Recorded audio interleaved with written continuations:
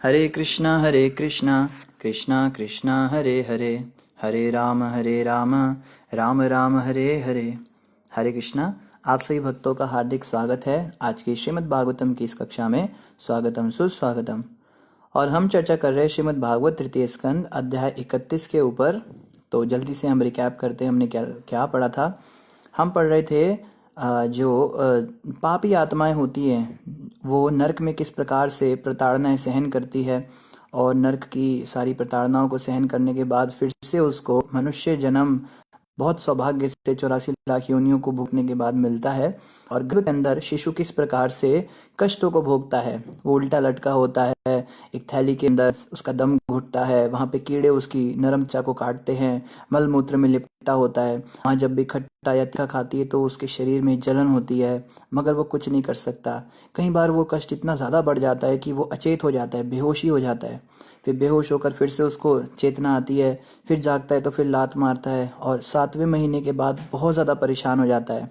फिर जब बहुत ज़्यादा परेशान हो जाता है तो वो भगवान को याद करता है, और उसको अपने विगत 100 जन्म याद आ जाते हैं, किस प्रकार पिछले 100 जन्मों में उसने कैसे कैसे कष्ट भोगा है। और तब भगवान से वो कुछ विशेष प्रार्थनाएं करता है, जिसके अंदर वो कहता है, प्रभु आप कृपया करके मुझे यहाँ से बाहर निकाल दीजिए, मैं बहुत दुखी हूँ, बहुत परेशान हूँ। एक बार आप मुझे यहाँ से निकाल दीजिए, मैं पक्का भजन भक्ति करूँगा और दोबारा इस गर्भ में आने की तैयारी नहीं करूँगा।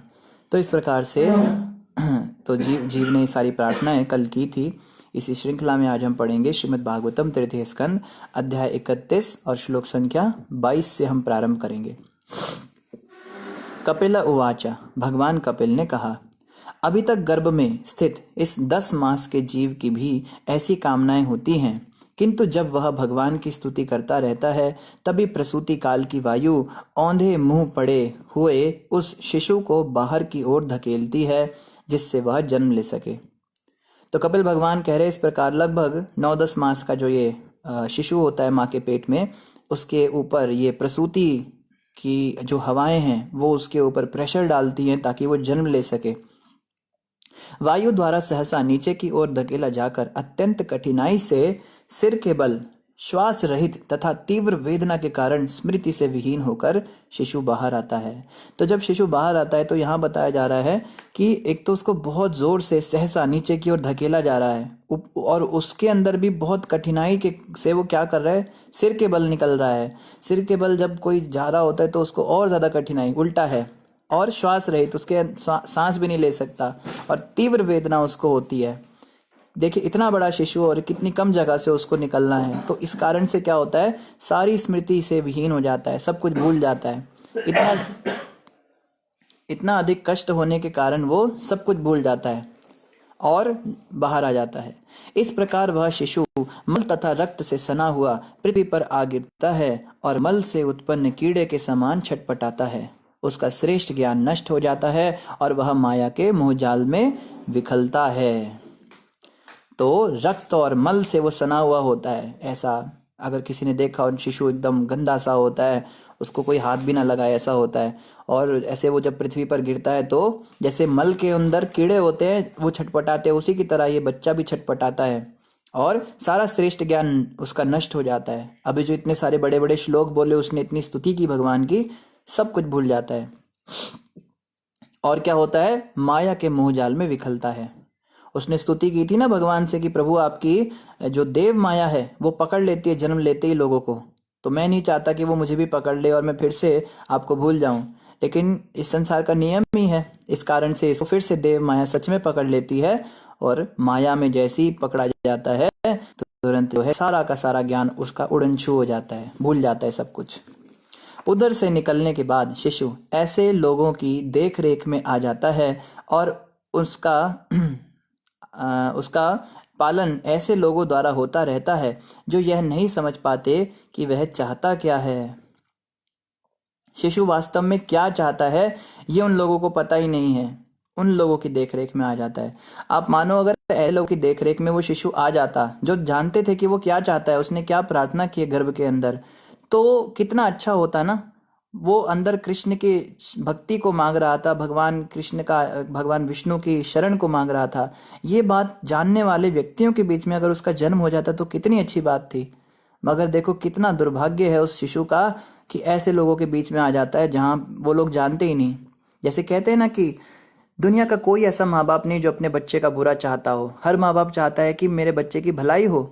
हर गुरु हर टीचर चाहता है कि मेरे बच्चे की भलाई हो, हमारे स्टूडेंट की भलाई हो। हर बड़ा भाई चाहता है मेरे छोटे भाई की भलाई हो। हर बड़ी बहन चाहती है मेरे भाई की भलाई हो, मेरी बहन की भलाई हो।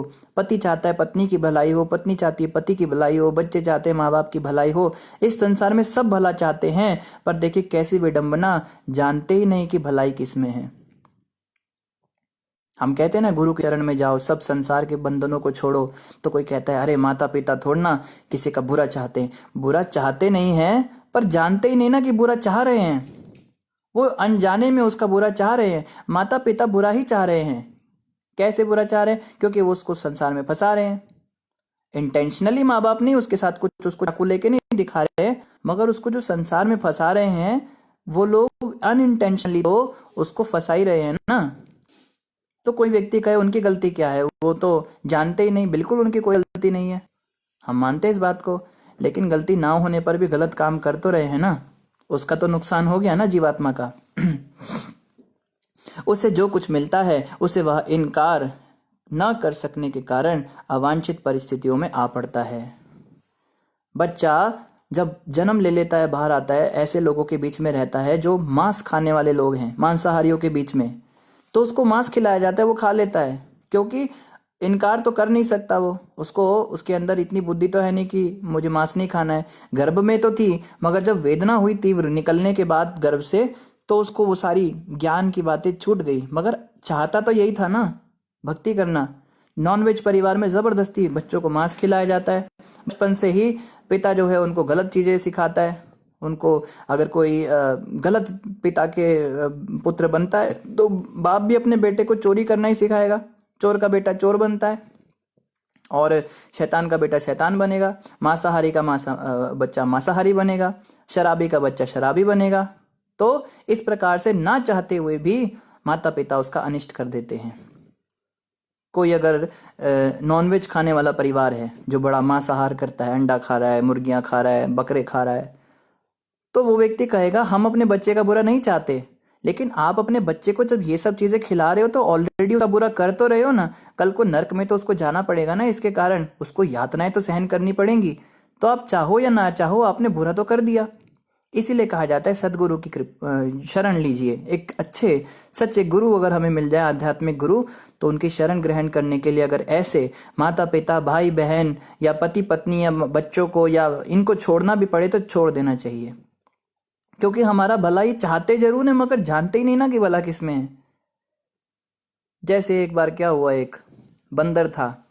हम ये बात ये बता रहे हैं कि गुड इंटेंशंस, लोग कहते हैं ना हमारे इंटेंशंस गुड हैं, हम अच्छे इंटेंशन से काम कर रहे हैं। तो कहा गया good intentions are not good enough. कैसे? एक राजा, बहुत अच्छा राजा था, अपना सेना का पालन करता था, सब कुछ करता था। उसके पास एक सेवक था, वो बंदर था। तो बंदर जो था बहुत सेवा करता था राजा की, विद गुड इंटेंशंस, हमेशा अच्छी इंटेंशंस रखी। राजा जब खाता था तो उसको पंखा करता था, लोग किसी को आने नहीं देता था, लोगों को बाहर फटकार देता था। वो बंदर राजा का बहुत सेवा करता था। तो राजा जब सोता था तो बंदर उसको पहरेदारी करता था और किसी प्रकार से राजा डिस्टर्ब ना हो, ऐसा वो इच्छा करता था विद गुड इंटेंशंस। बंदर हमेशा गुड इंटेंशंस रखता था। तो एक बार राजा सो रहा था, तो सोते सोते एक मक्खी आकर राजा की नाक पर बैठ गई। तो बंदर ने विद गुड इंटेंशंस उसको हटा दिया, पंखे से थोड़ा साइड में घुमा दिया। तो मक्खी भी बड़ी ढीठ थी, वो मक्खी दोबारा से आके राजा की नाक पर बैठ गई। बंदर ने फिर से उसको हटा दिया विद गुड इंटेंशंस। तो बार बार मक्खी जो है नाक पर बैठ रही है। बंदर को गुस्सा आ गया, वो उसको समझ नहीं आया अब क्या करूँ। उसने कहा ये मक्खी कैसे मेरे महाराज को दुखी कर रही है, अभी इसको बताता हूँ। उसने अंदर से तलवार निकाली और विद गुड इंटेंशंस उस मक्खी को मारने की कोशिश करी। पर क्या हुआ कि मक्खी तो उड़ गई और राजा की नाक कट गई विद गुड इंटेंशंस। तो अब जब राजा जागा और उसने देखा इसने क्या कर दिया मूर्ख ने, तो राजा उसको डांट रहा है, उसको कह रहा है तेरी इतनी हिम्मत, तू क्या कर रहा है। तब वो बेचारा विद गुड इंटेंशंस अपना बता रहा है कि मैं तो आपकी गुड इंटेंशंस के साथ में सेवा कर रहा था। तो क्या राजा उसको माफ कर देगा? राजा ने कहा ले जाओ इस पागल बंदर को और बंद कर दो इसको कैद खाने में। राजा की तो नाक कट गई ना। अब देखो आपके कितने भी गुड इंटेंशंस थे, आप अपने बच्चों को पढ़ा रहे हो लिखा रहे हो विद गुड इंटेंशंस, बहुत अच्छी बात है, पढ़ाओ लिखाओ, उसमें मना नहीं है। पैसे कमाना सिखा रहे हो, बहुत अच्छा है, सिखाओ। चलना फिरना सिखा रहे हो, बहुत अच्छा। लेकिन अगर उनको भक्ति ही नहीं कराई तो फिर आपके गुड इंटेंशंस का क्या फायदा? दोबारा से उसको जन्म मृत्यु तो लेना पड़ेगा ना। इसीलिए कहा गया good intentions are not good enough. केवल अच्छी, हम सबका भला चाहते हैं, पहले जानिए तो सही भला है क्या। तो जो जिस परिवार में जन्म लेता है उसको ना चाहते हुए भी ऐसी परिस्थितियों में रहना पड़ता है जहाँ पे भक्ति का कोई वातावरण नहीं। वो माँ बाप उसको बचपन से बॉलीवुड की मूवीज दिखाते हैं, उसको सिनेमा घरों में ले जाते हैं, उसको मोबाइल फ़ोन दे देते हैं और गंद खाना मोबाइल फ़ोन। बच्चा उसको ट्रेनिंग देते नहीं है क्या करना है। कई बार तो माँ बाप खुद भी गलत काम करते हैं, बच्चे भी गलत काम कर रहे हैं और उल्टा पुल्टा खा रहे हैं, बाहर घूम रहे हैं फिर रहे हैं। और माँ बाप कहते हैं, आजकल के माँ बाप देखो, पहले ज़माने के माँ बाप कहते थे बेटा कुछ भी हो जाए तूने चीटिंग नहीं करनी, तुझे ईमानदार बनना है। और आजकल के माँ बाप कहते बेटा कुछ भी करके तुझे पास होना है, बस चीटिंग कर, पेपर ले जा, फर्रे ले जा, कुछ भी कर, पास होना चाहिए। इतने पैसे तेरे ऊपर लगाए हैं, एग्जाम में अगर फेल हुआ दोबारा हम पैसे नहीं भरेंगे तेरे एडमिशन के। ऐसे माता पिता होते हैं। तो क्या कहा जाए इन लोगों को? अब ये जानते तो है नहीं कि बच्चे को पाप कर्म सिखाकर, उल्टा पुल्टा सिखाकर कल को ये बच्चे हमारे साथ भी वही करेंगे। जैसे एक बार एक घर के अंदर एक लड़का जो था वो था, उसकी पत्नी थी, उसका एक छोटा सा बच्चा भी था, 8-10 साल का बच्चा था। तो वो आदमी अपनी पत्नी के वश में था और उसकी पत्नी भी जो थी बहुत गलत तरीके से व्यवहार करती थी उसकी माँ के साथ में। तो माँ के साथ में वो गलत व्यवहार करती थी अपनी सास के साथ में। और बेटा जो था उसने एक अलग ही उसके लिए वो कटोरा बना दिया था कि माँ के लिए ये कटोरा है, हमारे प्लेट में माँ नहीं खाएगी, उसकी आदतें बेकार हैं, ऐसी गंदी गंदी सी रहती है वो। तो कटोरे के अंदर वो खुरचन डाल रही है उसकी पत्नी और उसमें उसको जली हुई रोटियां दे रही है, जो बेकार बेकार सामान है उसको देकर, और उसको परोस रही है।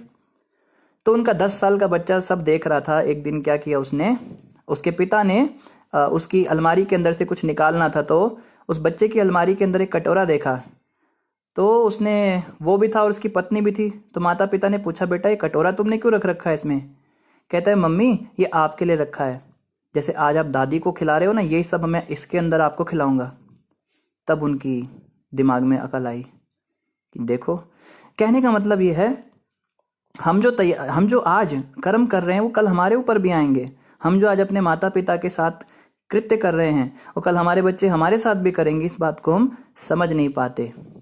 जो स्त्रियां अपनी सास के साथ बहुत बेकार व्यवहार करती हैं, बहुत बुरा व्यवहार करती हैं, तो वो ये नहीं जानते कि जिस बेटे को वो आज दूध मलाई खिला रही हैं उसकी पत्नी भी आकर कल उसके साथ यही सब करेगी। यही तो संसार का नियम है।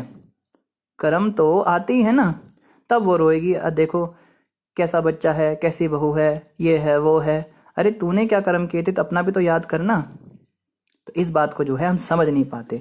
और आगे यहाँ कहा जा रहा है, पसीने तथा कीड़ों से भरे हुए मैले कुचैले बिस्तर पर लिटाया हुआ शिशु खुजलाहट से मुक्ति पाने के लिए अपना शरीर खुजला भी नहीं पाता। छोटा शिशु जो होता है ना, उसको बहुत खुजली होती है क्योंकि उसकी त्वचा नरम होती है और नरम त्वचा कीड़ों को बहुत पसंद होती है। वो उसको खुरचते हैं, उसको नोचते हैं। पर ये बच्चा अपनी खुजलाहट भी नहीं कर सकता, बस परेशान होकर इधर उधर बेचैन हो जाता है, तो रोने लगता है। रोने के अलावा क्या करेगा बताइए? खुजली करना आता नहीं है, बस रोता है। बैठने खड़े होने या चलने की तो बात ही दूर रही, ये सब तो वो कर ही नहीं सकता, बस पड़ा हुआ है। बच्चा भी बड़ा फ्रस्ट्रेट रहता है जब छोटा बच्चा, क्योंकि चल नहीं सकता, उठ नहीं सकता, कुछ कर ही नहीं सकता, बहुत परेशान। और सेम टू सेम हालत किसकी होती है? बूढ़े की हो जाती है। जब आदमी बहुत ज़्यादा बूढ़ा हो जाता है, वो चल फिर नहीं पाता, हिल नहीं पाता, वो भी बहुत फ्रस्ट्रेट रहता है। पर बच्चे के केस में क्या है, उसकी चेतना भी इतनी विकसित नहीं है कि वो समझ सके इन बातों को। लेकिन बूढ़ा व्यक्ति सब समझ पाता है और चाह कर भी जब वो उठ नहीं पाता, चल नहीं पाता, उसको बहुत गुस्सा आता है। इसलिए बूढ़े लोग अक्सर जो हैं वो चिड़चिड़े हो जाते हैं। बूढ़ी औरतें बहुत चिड़चिड़ी हो जाती हैं, बूढ़े पुरुष बड़े चिड़चिड़े हो जाते हैं, उनके पास कोई जाना नहीं चाहता। लोग बोलते बुढ़ा घुसट है, सठिया गया, असिया गया, ये तो 60 इसने पार कर लिया, अब इसका दिमाग खराब हो गया। तो समझो ना, वो बेचारा पहले की तरह अब काम नहीं कर पा रहा है, इसलिए दुखी हो रहा है। जो भक्त नहीं है उसकी बात हो रही है यहाँ। फिर से हम बता दें, ये सारी की सारी बातें उन लोगों की हैं जो भक्ति नहीं करते। जो केवल भोग करते हैं संसार में। ये जो चैप्टर्स चल रहे हैं अभी, तो भक्त लोग माइंड ना करें अगर कोई बात ऐसी आ जाए। इस असहाय अवस्था में मुलायम त्वचा वाले बालक को डांस, मच्छर, खटमल तथा अन्य कीड़े काटते रहते हैं। जिस तरह बड़े कीड़े को छोटे छोटे कीड़े काटते रहते हैं, बालक अपना सारा ज्ञान गवाकर जोर जोर से चिल्लाता है। जब इतनी जोर से कीड़े काटते हैं तो बालक फिर चिल्लाने लगता है। इसीलिए बच्चे अक्सर रोते रोते रहते हैं। कई लोग सोचते होंगे कि छोटा बच्चा इतना क्यों रोता है, माँ उसको दूध पिला रही है, दूध भी नहीं पी रहा है, उसको कुछ झुंझुना दे रही है, वो भी नहीं खेल रहा है, पता ही नहीं चलता कि उसको क्या चाहिए, क्या समस्या है। उसको टट्टी पेशाब तो अपने आप ही कर लेता है, लेकिन पता ही नहीं लगता कब खुजली करनी है, कब क्या करना है। माँ को समझ में ही नहीं आता कि ये क्यों चिल्ला रहा है, और वो बस चिल्लाता रहता है। कैसे बताए क्या चाहिए उसको। इस प्रकार विविध प्रकार के कष्ट भोगता हुआ शिशु अपना बाल्यकाल बिताकर किशोर अवस्था प्राप्त करता है। किशोर अवस्था में भी वह अप्राप्य वस्तुओं की इच्छा करता है, किंतु उनके न प्राप्त होने पर उसे पीड़ा होती है।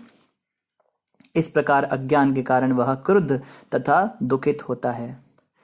तो बच्चा जब जैसे जैसे बड़ा होने लगता है तो नाना प्रकार की इच्छाएं करता है। देखो कितना क्लियरली और कितना साइंटिफिकली दे रखा है भागवतम के अंदर, इतना सिस्टमैटिक तरीके से बता रखा है कि जैसे जैसे बच्चा बड़ा होता है उसमें इच्छाएं शुरू होती हैं। ये चाहिए, वो चाहिए। बच्चे को जैसे स्कूल के टीचर ने बोला एक पिताजी को कि आपके बच्चे के पास पेंसिल बॉक्स नहीं है, इसको पेंसिल बॉक्स ला के दो। तो पिता उसको दुकान पे ले जाता है, तो बच्चा कहता है ये भी चाहिए, वो भी चाहिए, पेन भी चाहिए, कॉपी भी चाहिए, उसको तो पूरी दुकान ही चाहिए। पर पिता को पता है कि उसको क्या चाहिए, तो पिता उसको खाली एक पेंसिल बॉक्स दिलाकर चलने लगता है।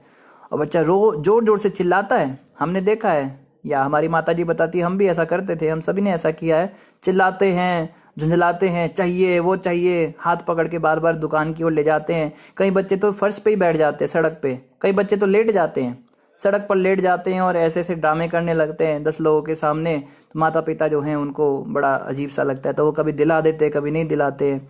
तो कई बार कई पीट देते हैं माँ बाप। आजकल के माँ बाप पीटते भी नहीं हैं। आजकल के माँ बाप कैसे हो गए, उनके पास टाइम ही नहीं है बच्चों को सुधारने का। वो बस दिला देते और छुट्टी करते हैं। अरे दे दो ना इसको, 20 रुपए का तो आता है, इसको देने में क्या है, खरीद के दे बच्चे को। फिर कल को दोबारा चिल्लाता है, तो अरे अरे दे दो ना, मोबाइल ही तो मांग रहा है, मोबाइल में क्या है। बच्चा रात दिन पापा का दिमाग खा रहा है, मोबाइल मोबाइल मोबाइल, दिला देता है, छुट्टी करते हैं माँ बाप। उनके पास समय ही नहीं है। लेकिन वो ये नहीं जानते कि अनवांछित इच्छाओं को पूरा करने से बच्चा बिगड़ रहा है। देखो पेरेंटिंग भी सीखनी है तो भागवत पढ़ना पड़ेगा। देखो कितना अच्छा शास्त्र है। पहले हमने इसमें कितना कुछ सीखा, पत्नी को कैसे मनाना है, शादी करनी है तो क्या क्वालिफिकेशन देखनी है, भक्ति तो है ही, उसमें तो कोई बात ही नहीं। लेकिन अब बच्चे को कैसे पालना होता है ये भी भागवत में सिखाया जा रहा है। अनवांछित इच्छाएं बच्चों की नहीं पूरी करनी चाहिए। बच्चे तो वो चीज़ें भी मांगते हैं जो उनके काम की नहीं है, पर माता पिता सोचते हैं क्या इतना झंझट हो रहा है, क्या कितना चिल्ला रहा है, परेशान कर रहा है ये, उसको कुछ भी दिला देते हैं। हमें याद है बचपन में हमें 5 रुपए की भी कोई चीज़ चाहिए होती थी तो हमारी माता 10 बार पूछती थी, 5 रुपए क्यों चाहिए, अच्छा टॉफ़ी खरीदनी, कल ही तो खरीदी थी, दोबारा अब क्या खानी है, कल खाना, परसों खाना, पेंसिल लेनी, पेंसिल का दी थी वो कहाँ है, वो निकालो ज़रा। तो पहले हमें लगता था कितने गरीब परिवार में मेरा जन्म हुआ है कि मेरी माँ 2 रुपए की पेंसिल के लिए भी मुझे बातें सुना रही है। पर उस आदत के कारण आज हम कह सकते हैं बहुत ही अच्छा हुआ हमारे साथ, ऐसा व्यवहार हुआ बचपन में। अभी हम ज़्यादा खर्चीले व्यक्ति नहीं हैं, तभी तो मंदिर में रह पा रहे हैं। मंदिर में थोड़ा ना कोई बहुत खर्चीला व्यक्ति रह पाता है। एक भक्त ने मंदिर में ज्वाइन किया, आते ही उसने लिस्ट पकड़ा दी, मुझको ये चाहिए, लोशन चाहिए और शैम्पू चाहिए और गद्दा चाहिए और एसी चाहिए, दुनिया भर के तो उसने लिस्ट पहुंचा दी। तो प्रभु जी ने हाथ जोड़ दिया, भाई इसको बोलो घर चला जाए। इतना सामान कहाँ से लाए इसके लिए। तो अब उसको सामान कुछ मिला, कुछ नहीं मिला, तो झंझला रहा है, गुस्सा कर रहा है, मुझे बोला था मंदिर में ये मिलेगा, सब फैसिलिटी मिलेगी, ज्वाइन करो, सब कुछ मिलेगा। अरे भैया तो कुछ भी थोड़ा मांगेगा। अब उसके माता पिता ने उसको आदत डाल रखी होगी बचपन से, वो चीज़ पे हाथ रखे और उसको मिल जाए, तो ये जो है ये बहुत ही खराब बात है। और देखो आगे यहाँ पे ये भी बताया जा रहा है कि अज्ञान के कारण क्रोधित हो जाता है बच्चा, बड़ा दुखी होता है। अगर उसको चीज़ ना मिले तो बहुत दुखी हो जाता है, बहुत गुस्सा करता है, क्यों नहीं दिलाया मुझे, दुनिया के सबसे बेकार माँ बाप आप हो। कई बच्चे तो घर छोड़ के भाग जाते हैं, क्योंकि उनकी अनवांछित इच्छाएं पूरी नहीं की जाती। और आगे क्या होता है, शरीर बढ़ने के साथ ही जीव अपने आत्मा को परास्त करने के लिए अपनी झूठी प्रतिष्ठा को तथा क्रोध को बढ़ाता है और इस तरह अपने ही जैसे कामी पुरुषों के साथ वैर उत्पन्न करता है। धीरे धीरे जैसे जैसे शरीर बढ़ता है वैसे वैसे ही जो बच्चा है, बच्चा या बच्ची जो भी है, वो अपने आत्म को परास्त करने के लिए झूठी प्रतिष्ठा और क्रोध बढ़ाते हैं। आप देखेंगे एटीट्यूड, आजकल एक नया शब्द आया है एटीट्यूड। तो एटीट्यूड में रहना है, एटीट्यूड अगर नहीं है तो लोग उसको ऐसे ही समझते हैं पागल ही है ये तो। जैसे कोई लड़की है कम उम्र की, अभी ज़्यादा नहीं है, तो वो बड़ी गंदी दिखती है, उसका चेहरा बहुत ज़्यादा सुंदर नहीं है, तो वो बड़ी सिंपल से चेहरा लेकर ब्यूटी पार्लर में जाती है। और जैसे ब्यूटी पार्लर में खूब सारा वो 10-20 किलो का मेकअप अपने मुंह पे लगाकर बाहर निकलती है, तो ये एटीट्यूड नाम की चीज़ उसके चेहरे पे आ जाती है। अब तो किसी को देखना ही नहीं, या हम कोई बहुत महंगी महंगी महंगी साड़ी, कोई बहुत महंगी सी ड्रेस पहन के किसी शादी में जाते हैं, किसी फंक्शन में जाते हैं, तो ये एटीट्यूड हमारे चेहरे पर आ जाता है। या कोई व्यक्ति जो है उसकी शादी बहुत सुंदर लड़की से हो जाए तो उसके साथ जो है हाथों में हाथ डाल के चलता है पार्क में और बड़ा एटीट्यूड दिखाता है चेहरे पर। या कोई बहुत बड़े बिजनेसमैन का बेटा है और बचपन से वो एटीट्यूड चेहरे पर, ये एटीट्यूड क्या है, यही चीज़ जो बताई जा रही है, आत्म झूठी प्रतिष्ठा, झूठ मूठ की प्रतिष्ठा के कारण ये एटीट्यूड उसमें आ जाता है और क्रोध को भी बढ़ाता है। क्रोध भी आ जाएगा, बात बात पे क्रोध करना पड़ता है उसको।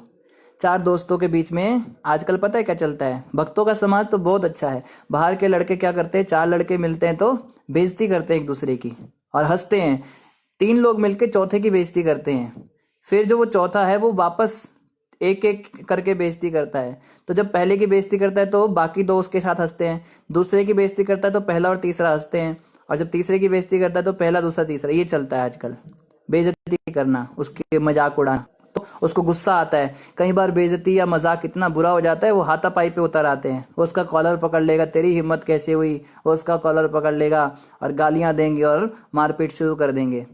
फिर कुछ लोग तो उनको छुड़ाने की कोशिश करेंगे, कुछ लोग देखते रहेंगे क्या हो रहा है, फिर वो उसकी नाक तोड़ देगा, वो उसकी आंख फोड़ देगा, फिर दोनों पट्टियां लगा के और मम्मी बन के आ जाएंगे घर में।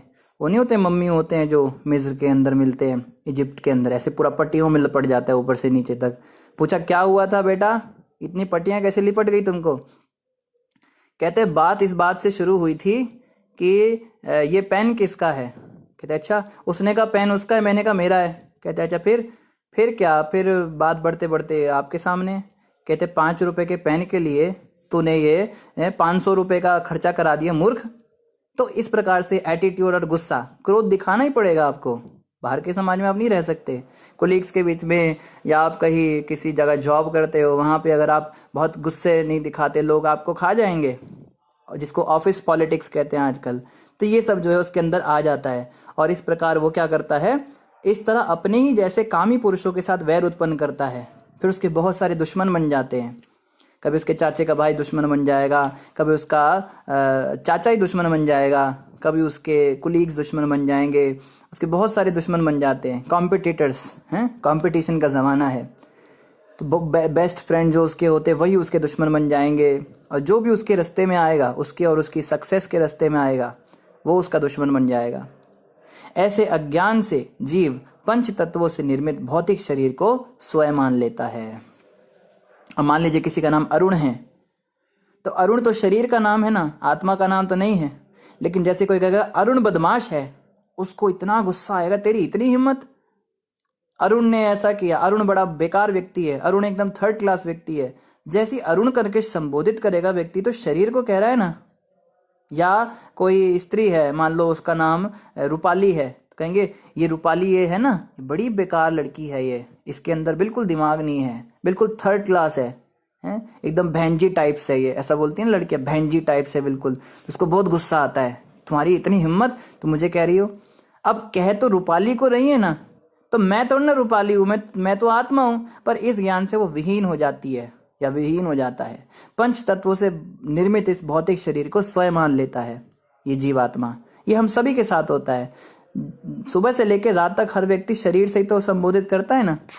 जैसे एक बार एक कथा हमने सुनी थी, उसमें क्या बता रहे थे, एक व्यक्ति था वो बहुत दुखी रहता था, बहुत परेशान रहता था, क्योंकि उसका बॉस उसको दिन रात गालियां निकालता था। तो उसका नाम जो था, उसका नाम रामलाल था, राम था। तो राम करके, राम तुम कुछ काम नहीं करते हो, राम तुम बिल्कुल बेकार हो, राम तुम पागल हो, राम तुमसे ये भी नहीं होता, राम तुमसे वो भी नहीं होता। दिन भर बस राम ऐसा राम वैसा कर करके परेशान हो गया, फ्रस्ट्रेट हो गया। तो जब बहुत दुखी हो गया तो एक बार एक गुरु के पास गया, अपने गुरु के पास गया, उसके कोई गुरु जी थे। तो गुरु जी को जाके कहता है, गुरु जी मुझे बहुत समस्या है, इस तरह से मेरा बॉस मुझे बहुत कुछ बोलता है। तो गुरु कहता है, जा, हमने तुझे दीक्षा दे दी, आज से तेरा नाम श्याम हो गया, अब तेरा नाम राम नहीं रहा। तो अब उसने उसको बोला, अब से तेरा नाम श्याम है, जो भी राम बोलेगा वो तू नहीं है, तेरा नाम श्याम ही होगा। तो अब जब ऑफिस के अंदर जा रहा है तो बॉस तो बोल रहा है राम ने कुछ नहीं किया, राम बिल्कुल बेकार है, राम तुम कुछ नहीं करते हो। अब वो हंस रहा है, कहता है इस बेवकूफ़ को पता ही नहीं मेरा नाम तो श्याम है, राम पता नहीं किसको कह रहा है ये। अब उसको कोई टेंशन नहीं है।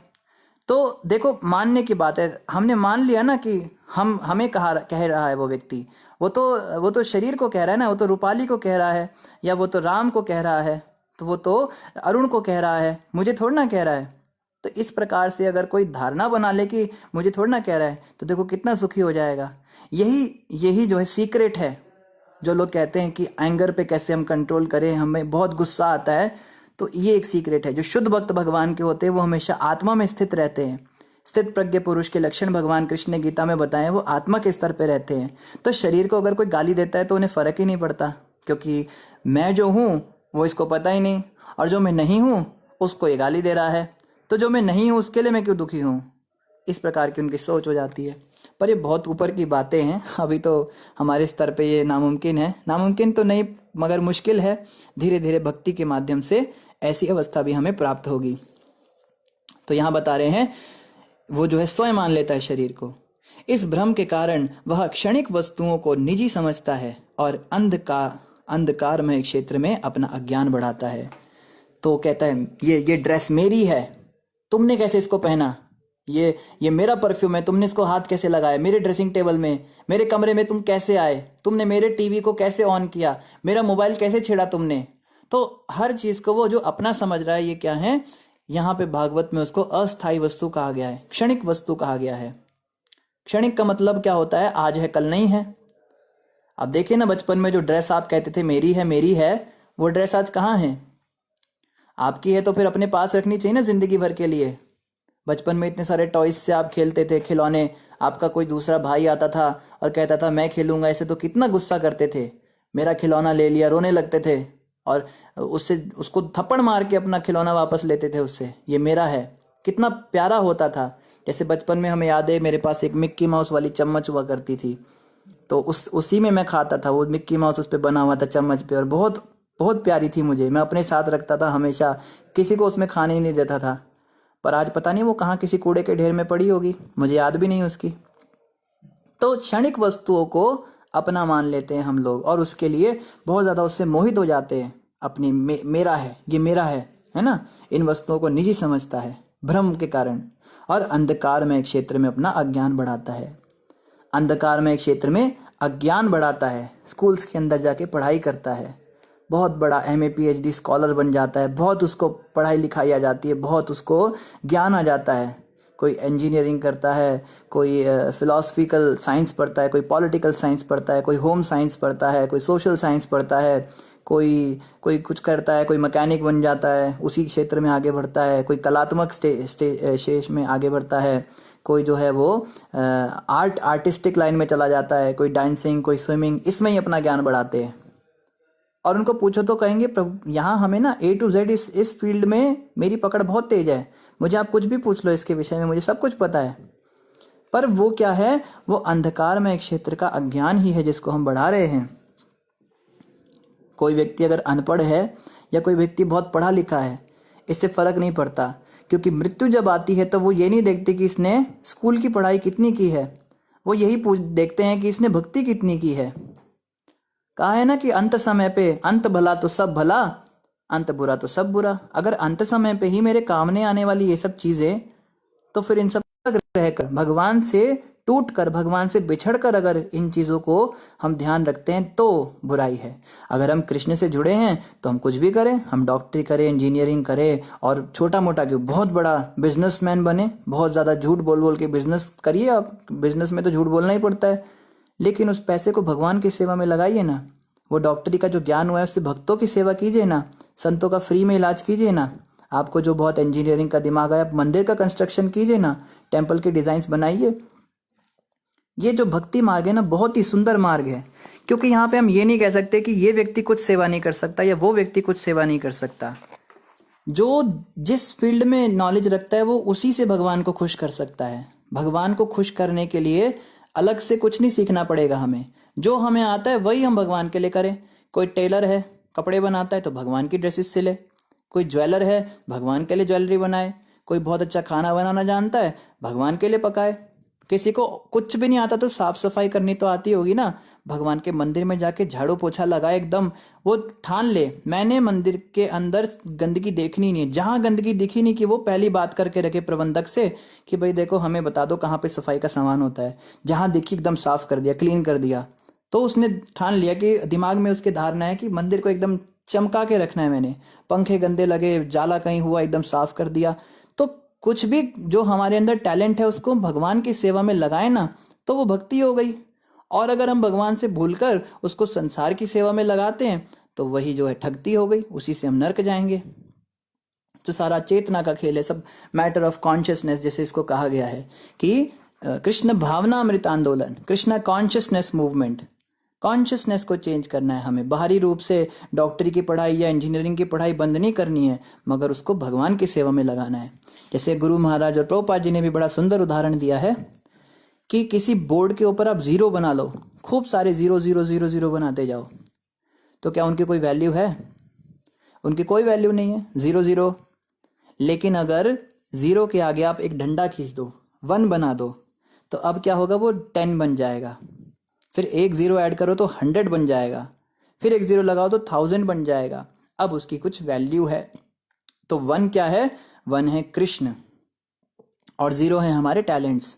हमारे अंदर इससे फर्क नहीं पड़ता कितने टैलेंट्स हैं, हम बहुत टैलेंटेड व्यक्ति हैं, लेकिन अगर हमारे जीवन में वन नहीं है, कृष्ण नहीं है, तो उन सब टैलेंट्स का कोई फायदा नहीं, वो जीरो जीरो ही हैं।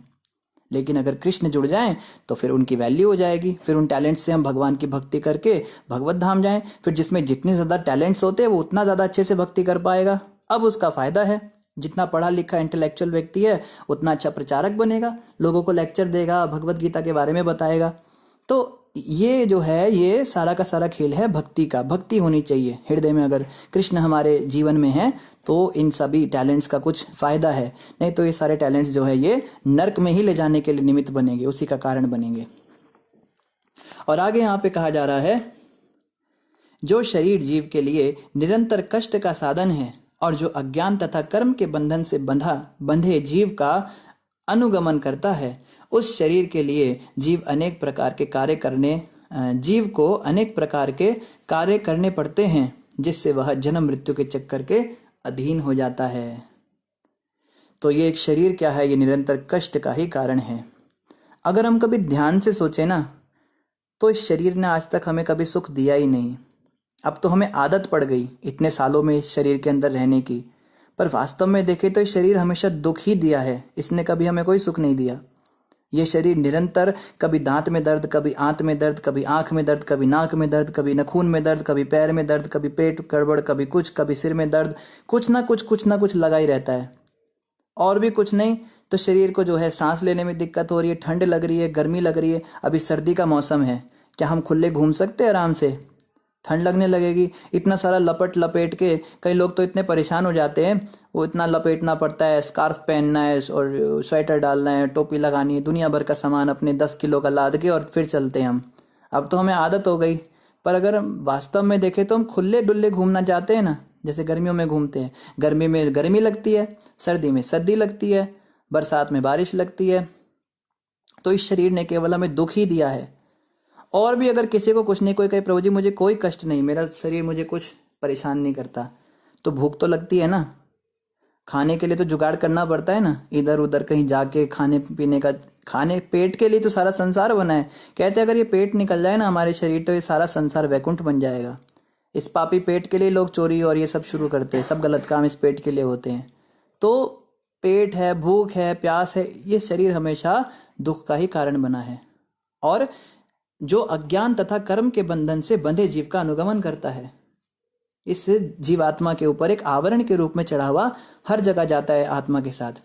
उस शरीर के लिए जीव अनेक प्रकार के कार्य करता है जिससे वह जन्म मृत्यु के चक्कर के अधीन हो जाता है। इस शरीर को सुखी करने के लिए वो जीव बहुत सारे काम करता है, नाना प्रकार के। हम देख ही सकते हैं सुबह से रात तक इस शरीर के लिए कितना कुछ करना पड़ता है। इसको साबुन से रगड़ो, कभी इसको लेप लगाओ, कभी इसके ऊपर वो लगाओ, वो आते हैं ना वो डिओड्रेंट्स लगाओ, फिस फिस कर रहे हैं, और कपड़े पहनो और बढ़िया बढ़िया कपड़े पहनो, और बड़ा हो गया शरीर, कपड़े छोटे हो गए, नए कपड़े खरीदो, पुराने हो गए, खाना खिलाओ बढ़िया बढ़िया। जीभ तो इतनी लालची होती है, जीभ को संतुष्ट करने के लिए कितने कितने पैसे खर्च कर देने पड़ते हैं व्यक्ति को, कितना टाइम लगता है।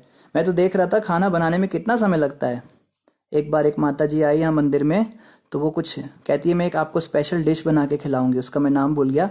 और उस माता ने 3 घंटे लगाकर उसको बनाया। पता नहीं उसको धीरे धीरे पका रही, इसको धीरे धीरे पकाना होता है प्रोजी, तभी इसका स्वाद आता है। फिर उसमें पता नहीं क्या डाल रही है, क्या कर रही है। 3 घंटे तक उसने मेहनत की, और आप सोचिए उसको खाने में कितना समय लगा होगा। 3 सेकंड के अंदर वो मेरे मुंह के अंदर चली गई और पेट के अंदर चली गई। तब मैंने सोचा देखो इस जीव की संतुष्टि के लिए कितनी मेहनत करी और खाने में कितना टाइम लगा, इसको खत्म। केवल इस 3 सेकंड के सुख के लिए इस माता ने 3 घंटे का मेहनत किया। इस प्रकार से हम सोचे तो कभी ये शरीर केवल दुख का ही कारण बना है। अतः यदि जीव विषय भोग में लगे हुए ऐसे कामी पुरुषों से प्रभावित होकर जो स्त्री संग सुख व स्वाद की तुष्टि में ही रत है, असत मार्ग का अनुसरण करता है, तो वह पहले की तरह पुनः नरक को जाता है। तो यहाँ पे साइकिल दी जा रही है, वापस हम वहीं पर पहुंच गए जहां से हमने शुरू किया था। नरक से शुरू किया था ना, नरक में यातनाएं मिली, फिर जन्म लिया, 84 लाख योनियां भोगी, मनुष्य बने। अब क्या कर रहा है, यदि हर किसी के साथ ऐसा नहीं होगा, हर कोई नरक में नहीं जाएगा। कौन जाएगा, जो विषय भोग में लगे हुए कामी पुरुषों से प्रभावित है। यानी कि हम ऐसे लोगों का अपना आइडियल बनाते हैं जो 1 नंबर के कैरेक्टरलेस लोग होते हैं। जैसे कि बॉलीवुड के स्टार्स जो होते हैं, सुपर स्टार्स। कोई पूछे आपका फेवरेट हीरो कौन है, कहे हम वो मुझे बहुत अच्छा लगता है, उसके 6 पैक्स मसल्स हैं, उससे मैं बड़ा प्रभावित हूँ। या कोई हीरोइन बहुत पसंद है, वो बहुत ही सुंदर दिखती है, वो उसकी फिल्में देखी मैंने, बहुत अच्छी एक्टिंग करती है। तो ये बॉलीवुड स्टार्स क्या होते हैं, हम सबके लिए तो नहीं कहेंगे, मगर 99% तो सारे ये चरित्रहीन व्यक्ति ही तो होते हैं। इनके पर्सनल लाइफ में आप जाओ, इनका निजी जीवन देखो तो कितना बेकार जीवन है। शराब इन्होंने पीना, सिगरेट इन्होंने फूकनी, सारे स्त्री संग करने, पुरुष संग करने, अवैध ढंग से गलत काम करने, चोरी करना, झूठ बोलना, सारे गलत काम इनको करने पड़ते हैं इस लाइन में। और इनको हम अपना आइडियल बनाकर बैठते हैं, इनसे हम प्रभावित रहते हैं। तो जो ऐसे लोगों से प्रभावित रहेगा वो व्यक्ति क्या करेगा, विषय भोग में लगे हुए व्यक्ति से प्रभावित होने से नरक में ही जाएगा। तो पहले के ज़माने में गीता रामायण पढ़ा जाता था, घर घर में गीता होती थी, घर घर में रामायण होती थी। चौपाल होता था एक गांव का, वहाँ पे शाम को एक पंडित जी पाठ करते थे, तो सब लोग अपने घरों से आकर बैठते थे, उसको सुनते थे। तो बच्चों के आइडियल ये होते थे। कोई हनुमान जी से प्रभावित होता था, मैं हनुमान जी को अपना आइडियल बनाऊंगा, बचपन से हनुमान जी की पूजा करता था। कोई राम जी को अपना आइडियल बनाता था, देखो कितना उत्तम जीवन है। कोई कृष्ण भगवान को अपना आइडियल बनाता था, कोई भीष्म पितामह को आइडियल बनाता था, कोई दशरथ महाराज को आइडियल बनाता था, कोई स्त्री है तो वो सीता माता को आइडियल बनाती थी। आजकल की लड़कियां किन किन को आइडियल बनाती हैं, आप देख सकते हो, उन्हीं के जैसी हो जाती हैं, फिर सारे उल्टे काम करने लगती है, क्योंकि उनकी हीरोइन भी ऐसा करती है। अरे देखो मैंने आज कौन सी ड्रेस पहनी है, देखो ये वही ड्रेस है जो उस हीरोइन ने अपनी उस वाली फिल्म में पहनी थी, या उस डांस में उसने पहनी थी, देखो उतनी ही भद्दी ड्रेस है ये, जितनी भद्दी उसने पहनी थी। इवन उस हीरोइन ने जितनी भद्दी पहनी थी उससे भी ज़्यादा भद्दी करके मैंने पहनी है, देखो मैं कितनी सुंदर लग रही हूँ। तो आइडियली इतने बेकार हैं, तो फिर हम भी तो वही बनेंगे ना। तो और यहाँ पे क्या कहा जा रहा है, स्त्री के संग से भी बुरा होता है स्त्री संगी का संग। इसको हमें समझना है। कोई व्यक्ति अगर किसी स्त्री के चक्कर में पड़ा है, या कोई स्त्री किसी गलत पुरुष के चक्कर में पड़ी है, उसका संग कर रही है। उससे भी बुरा होता है उस व्यक्ति का संग जो स्त्रियों की बातें करे, या उस लड़की का संग, उस स्त्री का संग, उस सहेली का संग जो पुरुषों की बातें करती है बस दिन भर। अगर स्त्री के साथ हमने कोई गलत क्रिया की, या किसी स्त्री ने किसी पुरुष के साथ कोई गलत क्रिया की, तो उतने समय उसका मन मलिन रहेगा, बाद में उसको पछतावा होगा कि मैंने क्या कर दिया, और वो उससे दूर जाने की कोशिश करेंगे। लेकिन जो ऐसे लोगों के साथ में रहेंगे, ऐसे लोगों का संग करेंगे जो निरंतर उसको केवल गलत बातें कर रहे हैं, उनके साथ में उल्टी पुल्टी बातें उनको सिखा रहे हैं, पुरुषों की बातें कर रही है, या कोई पुरुष है वो स्त्रियों की बातें कर रहा है, गंदी गंदी बातें कर रहा है, तो ये तो 24 घंटे हमारा मन मलिन करके रखते हैं। ऐसे लोगों का संग तो हमें निरंतर हमेशा कामासक्ति रखता है। भगवान की भक्ति वो व्यक्ति कभी नहीं कर सकता जो ऐसे लोगों के साथ फ्रेंडशिप रखता है। बहुत समझने की बात है यहाँ पे। हमें ऐसे लोगों के साथ दोस्ती बिल्कुल छोड़ देनी चाहिए जो इस तरह की हरकतें करने वाले होते हैं। जिसको भगवान की प्राप्ति करनी है उसको तो इनका संग छोड़ना ही पड़ेगा। कोई ये ना कहे प्रभु जी वो मेरी बेस्ट फ्रेंड है, बचपन से मैं उसके साथ रही हूँ, मैं उसको कैसे छोड़ दूँ। तो भाई भगवान को पाना है इतना आसान भी नहीं है। भगवान को पाने के लिए बहुत कुछ गंवाना पड़ेगा। एक छोटी सी फ्रेंडशिप आप छोड़ नहीं पा रहे हो तो क्या भगवत प्राप्ति करोगे। कोई कहे प्रभु जी मेरे ऑफिस में वो लड़के आते हैं, वो मेरे कोलीग्स आते हैं, वो ऐसी सी बातें करते हैं मेरे साथ में, मैं कैसे उनसे पीछा छुड़ाऊं, मुझे तो ऑफिस में जाना है। अरे अगर आप स्ट्रिक्ट रहोगे, आप अपना चरित्र उत्तम रखोगे तो वो लोग आपके सामने ऐसी बातें करेंगे ही नहीं। वो 2-3 बार आपके सामने ऐसी बातें करेंगे, आप उनको इग्नोर कर दो, सुनो ही मत उनकी वो बातें, तो तीसरी बार आएंगे ही नहीं आपके पास। कोई ज़बरदस्ती थोड़ा ना हमारे पास अपनी बेइज्जती कराने के लिए आएगा। आप देखो ही मत उनकी तरफ, उनके बेकार के जोक्स पर आप हंसना बंद कर दो, और अगली बार करेंगे ही नहीं। उससे भी अच्छा क्या तिलक लगा के जाओ ना ऑफिस में, इसमें शर्म आती है। कंठी पहनने में शर्म आती है हाई नेक, कई लोग कंठी लूज करके डालते हैं गले में कि दिखाई ना दे। तिलक कहते प्रभु जी हम पानी का तिलक लगा लेते हैं। वाह भैया, चंदन का तिलक लगाने में शर्म क्यों आती है, लोग हंसेंगे ये करेंगे। अरे मुख्य कारण यही है, हम लोगों को बताना ही नहीं चाहते कि हम भक्त हैं, हमारे पास आके गंदी बातें मत करो, क्योंकि हम खुद उसको आनंद में लेते हैं, उसमें हम एंजॉय करते हैं। हमें अपने ऊपर इतना कॉन्फिडेंस नहीं है, हम चाहते हैं कि वो लोग हमारे साथ ऐसी बातें करें, इसीलिए तो हम ये सब छुपाते हैं। जैसे कोई स्त्री अपने पति अपने शादीशुदा होने के स्मृति चिन्ह अगर छुपा रही है, बिंदी नहीं लगा रही है, सिंदूर नहीं लगा रही है, खुले बाल जैसे जैसे कुंवारी थी बिल्कुल वैसे के वैसी दिख रही है, मंगलसूत्र धारण नहीं कर रही है, कुछ भी उसके अंदर सुहागन वाला चिन्ह नहीं है, और ऐसे बन के बाजार में निकल रही है, तो उसका क्या अर्थ समझा जाएगा। इसका यह अर्थ समझा जाएगा कि वो चाहती नहीं कि कोई उसको पहचान पाए, कोई पुरुष कि शादीशुदा है और गलत नज़र से देखे, वो चाहती है ऐसा हो। ऐसा मतलब एक उदाहरण दिया जा रहा है। तो इसी प्रकार से अगर कोई भक्त छुपा रहा है ऑफिस के अंदर या स्कूल में, कोई टीचर है जो भी है, कि हम भक्त हैं, तो इसका यही मतलब है कि वो चाहते ही नहीं है कि सामने वाले को पता लगे कि हम किसी संस्था से जुड़े हैं, हम भागवत पढ़ते हैं, हम भगवत गीता पढ़ते हैं, हम जप करते हैं, और वो हमारे साथ वैसा ही व्यवहार करे, हमें वही पसंद है। तो ये सब करने से जो है हम ऐसे लोगों की संगति से बच सकते हैं और नर्क जाना पड़ेगा। समझिए इस बात को। अगर हम इन सब हरकतों को नहीं छोड़ेंगे तो नर्क जाना पड़ेगा, ऐसे लोगों का संग नहीं छोड़ेंगे तो नर्क जाना पड़ेगा। चैतन्य चरितामृत में बताया है वैष्णव की क्या परिभाषा है। वैष्णव की वैसे बहुत सारी बातें बताई हैं, मुख्य बात क्या बताई है, असत्संग त्याग ए वैष्णव आचार। वैष्णव की सबसे बड़ा आचरण क्या है, वो असत्संग का त्याग करता है, वो ऐसे लोगों के साथ बैठना बंद करता है जो भक्त नहीं है। ये बातें बहुत बार भागवत में भी आ चुकी हैं पहले। फिर क्या होता है, वह फिर से जो है पहले की तरह पुनः नरक में चला जाता है, फिर गोल गोल गोल गोल साइकिल फिर से शुरू, है ना, साइकिल चल गई नरक से, फिर से 84 लाख मनुष्य, फिर गंदे काम करके फिर नरक में, फिर 84 लाख, फिर मनुष्य, ये चलता रहता है।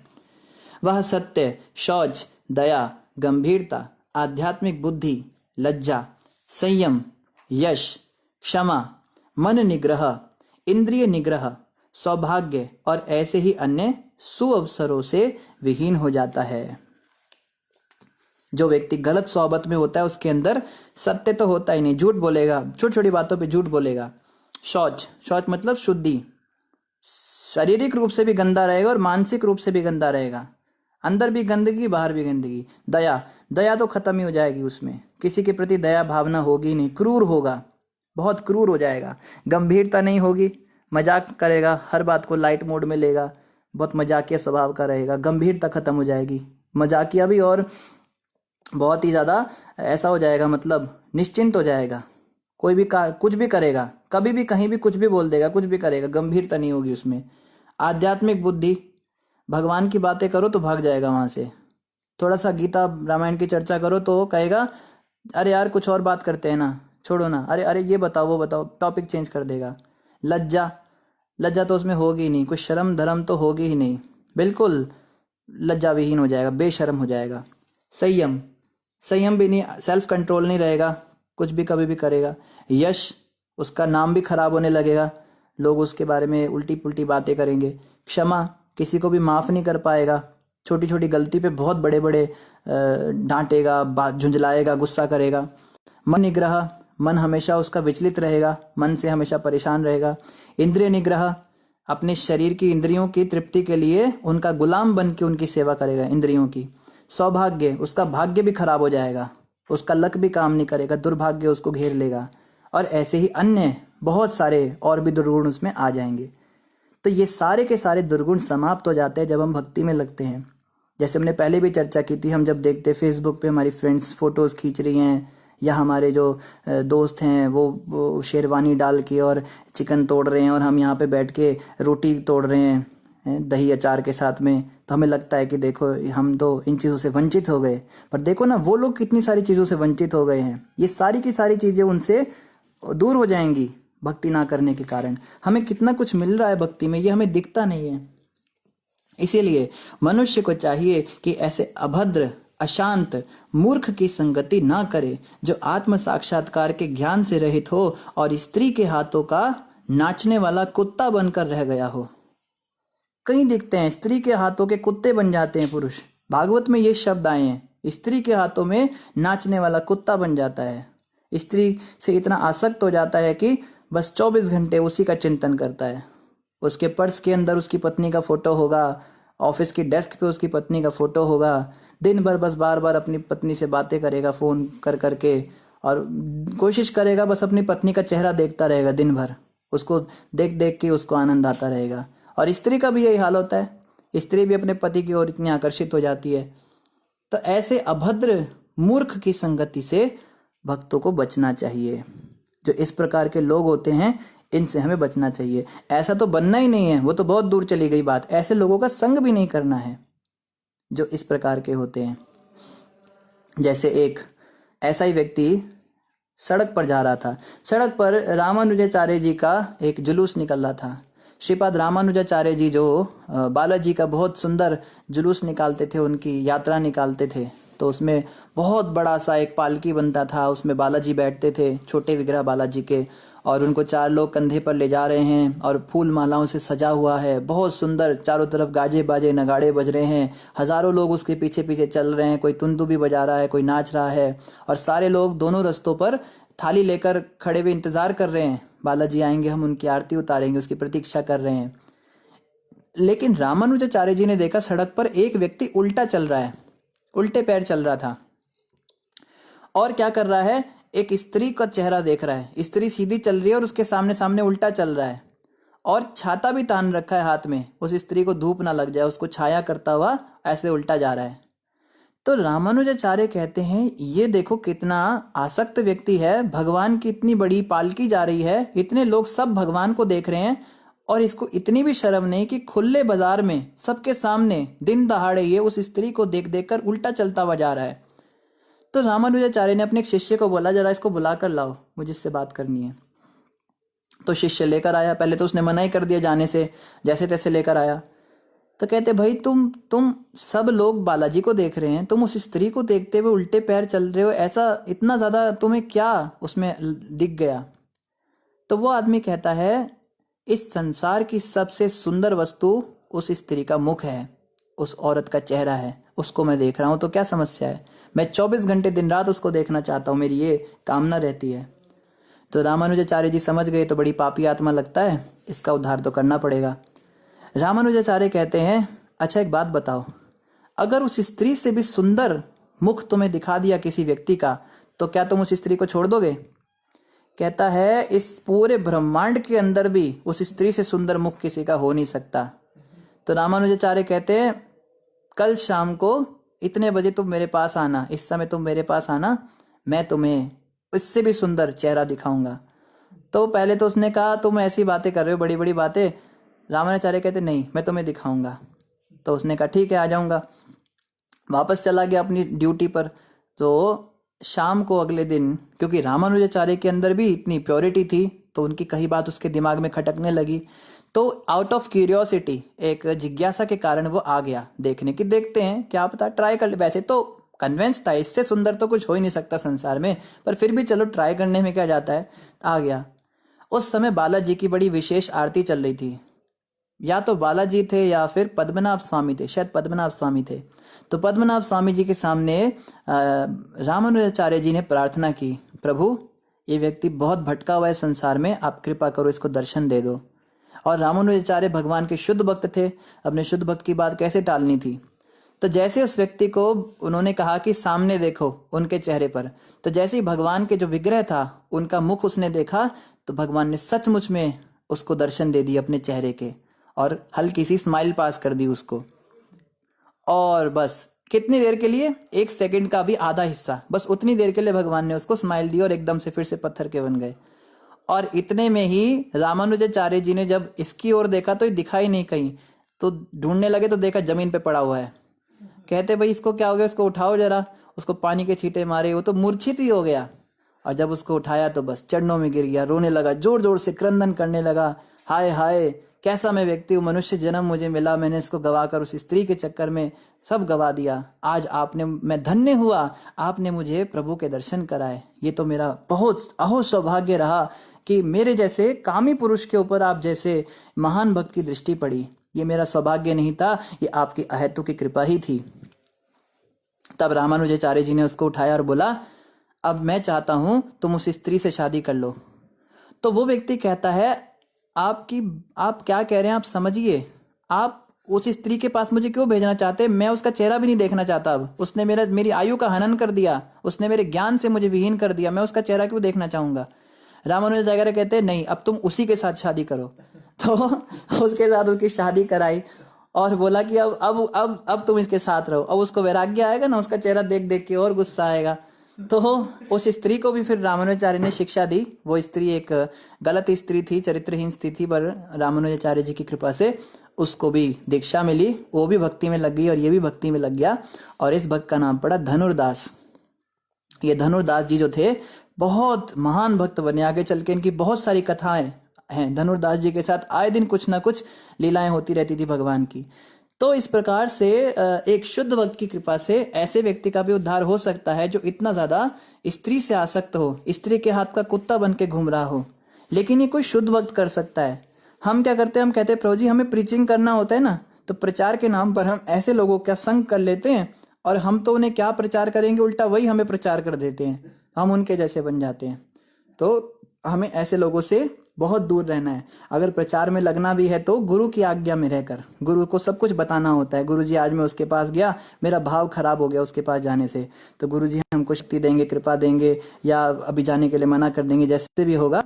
ज्यादातर जो भक्तों का पतन हुआ है वो प्रचार के कारण भी हो जाता है। कई बार प्रचार के कारण तो नहीं होता, प्रचार के नाम पर वो इंद्र तृप्ति करने जाते तब हो जाता है।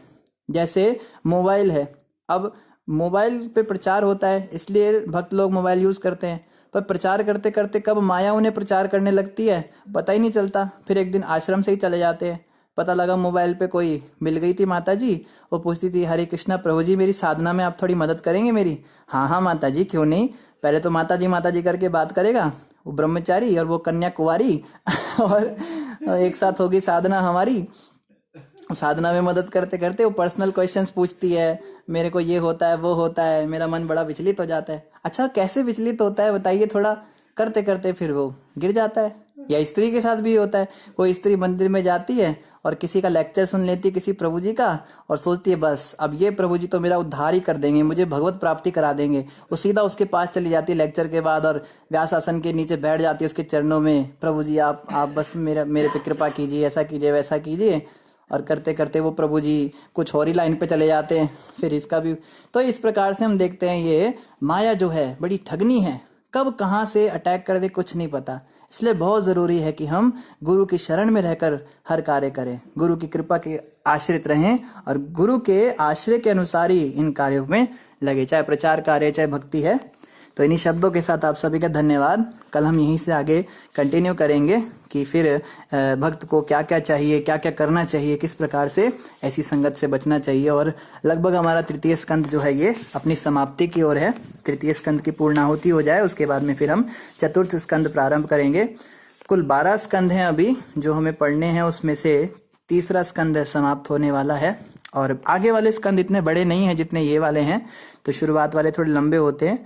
तो हमारी तो यही भगवान से प्रार्थना है कि हमारे 12 स्कंद पूरे कंप्लीट ही हों, लेकिन देखते हैं जैसी प्रभु की इच्छा होगी, जितना समय उसमें लगेगा इस प्रकार से हम आगे चलते रहेंगे। एकता माता कह रही है, प्रभु जी मेरा भाई भी ऐसा था।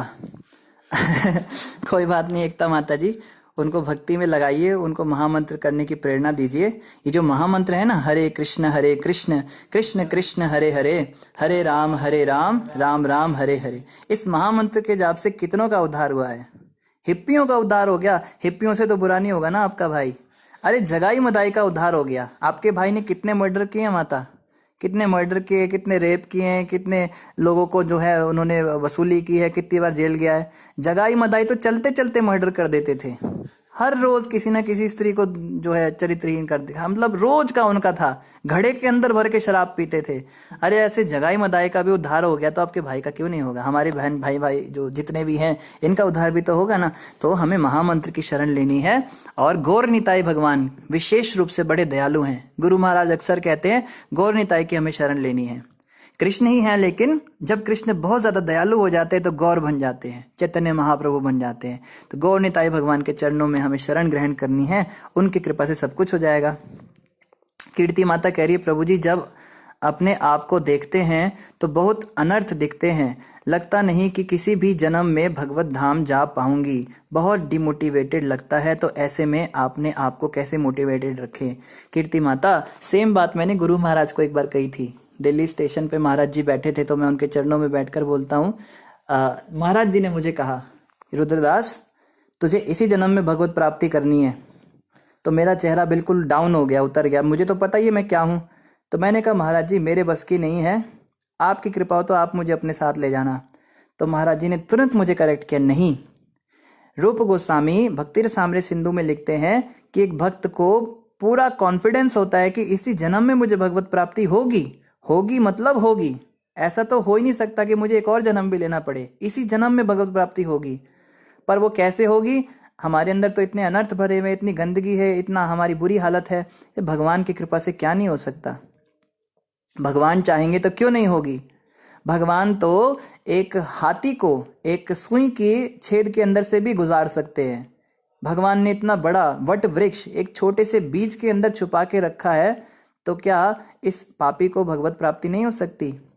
जरूर हो सकती है। इस संदर्भ में रूप गोस्वामी का एक भजन है, कृष्ण देव भवन्तं वंदे, कृष्ण देव भवन्तं वंदे, यद्यपि समाधिषु विधिरपि पश्यति, न तव नखाग्रे मरीचिम्, इदमिच्छामि निशम्य तवाच्युत, ततपि कृपाद्भुतवीचिम्, कृष्णदेव भवन्तं वन्दे, कृष्णदेव भवन्तं वन्दे। रूप गोस्वामी कहते हैं, यद्यपि समाधिषु विधिरपि पश्यति, बहुत लंबे समय तक समाधि लगाए ब्रह्मा, नॉर्मल आदमी भी नहीं, ब्रह्मा अगर बहुत समय तक लंबी समाधि लगाए तब भी क्या, न पश्यति तद न तब नखाग्रे मरीचिम, आपके भगवान कृष्ण आपके चरणों का जो अंगूठा है उसके नखून से निकलने वाले प्रकाश के पुंज की एक छोटी सी किरण को भी नहीं देख सकते ब्रह्मा जी, बहुत लंबी समाधि लगाकर भी। इतना मतलब भगवान से मिलना मुश्किल है। तो भगवान कहेंगे ना फिर तुम्हें क्या, तुम क्यों भक्ति में लगे हुए हो, तुम्हें क्या, किस बात पे तुम किस बेसिस पे तुम भक्ति में लगे हो, क्या तुमको इतनी आशा है कि तुम्हें मेरी प्राप्ति होगी। कहते हैं तदपि कृपाद्भुत विचम इदम इच्छामि निशम्य तवाच्युता, फिर भी मैं इच्छा करता हूँ आपको पाने की, क्योंकि मैंने आपकी अहेतु की कृपा के बारे में सुना है। प्रभु, आप तो अहेतु की कृपा करते हो, हेतु की कृपा तो सब करते हैं दुनिया में। हेतु का मतलब कृपा उस पे की जाती है जो हमारा कुछ करे। आप माता पिता की सेवा करोगे तो माता पिता भी आपको बहुत अच्छा मानेंगे, आप गुरु की सेवा करोगे तो गुरुजी भी शिष्य को बहुत अच्छा मानेंगे, या फिर आप किसी टीचर के सामने भी उसकी बहुत तारीफें करो, बहुत चापलूसी करो, तो सब कृपा करते हैं। हेतु से तो सब कृपा करते हैं, लेकिन कृष्ण आप तो अहेतु की कृपा कर देते हो। बिना योग्यता के भी आपने कितनों का उद्धार किया है। आगे इस भजन में और भी बहुत सुंदर वर्णन करेंगे वो भक्ति के बारे में, और एग्जाम्पल्स भी देंगे किस किस का उद्धार किया। तो कहने का अर्थ है माता जी, हमें बिल्कुल 100% विश्वास होना चाहिए, इसी जन्म में कृष्ण हमें अपने पास बुलाएंगे। हमारे अंदर तो योग्यता नहीं है, लेकिन कृष्ण हमें अपनी अहेतु की कृपा के कारण बुलाएंगे। एक भक्त तो यहाँ तक कहते हैं, पतित पावन प्रभु तब अवतार मोह सम पतित प्रभु ना पाई यार। हे महाप्रभु, हे चैतन्य महाप्रभु, आपका नाम पतित पावन है ना। पहले भक्त प्रश्न करता है, भक्त भी बड़े चालाक है। भगवान कहेंगे हाँ मेरा नाम पतित पावन है, तब बस अब मैं तो पतित हूं तो मेरे को पावन करो, अगर नहीं करोगे तो तुम्हारा नाम पतित पावन नहीं होना चाहिए। तुमने झूठ बोला, शास्त्रों में तुमने कहा तुम्हारा नाम पतित पावन है, कह कैसे दिया तुमने। अगर मेरे ऊपर मुझको पावन नहीं कर सकते, मैं इतना ही पतित हूँ, इतना ही घिर चुका हूँ, इतने गंदे काम मैंने किए कि तुम मेरा उद्धार नहीं कर रहे हो, तो तुम्हारा नाम जो पतित पावन है इसको शास्त्रों से हटा दो। तो भगवान कहेंगे फंस गया मैं तो तो भगवान को मजबूरी में हमें पावन करना ही पड़ेगा, क्या कर सकते हैं प्रभु। तो भक्त जो है ऐसी चतुराई भरी प्रार्थनाएं करता है। तो माता बिल्कुल निश्चिंत रहिए, भगवान पतित पावन है। और इवन प्रभुपाद जी तो कहते थे, this movement is for the most fallen souls. ये जो चैतन्य महाप्रभु का आंदोलन है ये तो पतितों के लिए ही है। यहाँ पे तो जो जितना ज्यादा पापी होगा वो उतना ज्यादा कैंडिडेट होगा भगवान का। कहा ना नरोत्तम दास ठाकुर ने, मोह सम पतित प्रभु ना पाई प्यार।